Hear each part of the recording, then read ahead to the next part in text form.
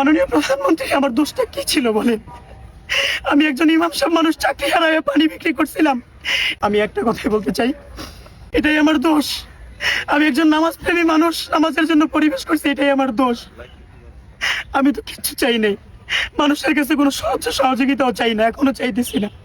এটাই যদি আমার দোষ হয়, এটাই যদি আমার দোষ হয়, প্লিজ আমাকে লিভ দেন। আমার জন্য আমি একটা কথা বলি, কালকে থেকে আমাকে পরশুদিন পর্যন্ত আমার সমাজে যেখানে আমি ঋণ ছিলাম, আপনারা অনেকদিন শুনছেন মিডিয়ার মধ্যে বলতেছে আমি ঋণী, ওইখান থেকে আমাকে বলতেছে যে হুজুর আপনার ঋণ, আপনি কষ্ট করেন না, আপনি চলে আসেন, আপনার একটা ব্যবস্থা আমরা করে দিব। ওনারাও কান্না করতেছে যে যার পিছনে জুমার নামাজ পড়লাম, যিনি জুমার ইমাম ছিল, খতিব ছিল, বয়ান করতো, যার পিছনে নামাজ পড়তাম, সে আজকে পানি বিক্রি করে। এলাকার মহিলা পর্যন্ত আমার জন্য কাঁদতেছে। আমি ওনারা বলতেছে যত সম্ভব আপনি চলে আসেন, আপনি চলে আসেন, আপনি যদি বলেন আসবেন আমরা যে নিয়ে আসবো। আমি চাইতেছি, যেহেতু আল্লাহ তাআলা আমার জন্য সুন্দর ব্যবস্থা করে দিছে, আমি চলে যেতে চাই। আর এটার জন্য আমি আর কোনো দায়িত্ব নিতে চাইতেছি না। এজন্যই আমার একটা বাচ্চা আছে 1.5 বছরের, আমি হাদি ভাইয়ের মতো বলতে চাই,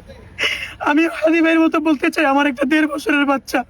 আমার এই বাচ্চাটারে দেখেন আপনারা, আজকে হাদি ভাইয়ের মতো বলে গেলাম, আমার এই 1.5 বছরের বাচ্চাটারে দেখেন, ওর নাম আব্দুল্লাহ, ওরে দেখেন আপনারা। প্লিজ ভিউ কামানোর জন্য আর ভাই এই ভিডিওটা এডিট করিয়েন না, এই টাকা কামানোর জন্য এই ভিডিওটা ভিউ কামানোর জন্য করেন না। আমার বাচ্চাটারে দেখেন, আমার বাচ্চাটারে দেখেন।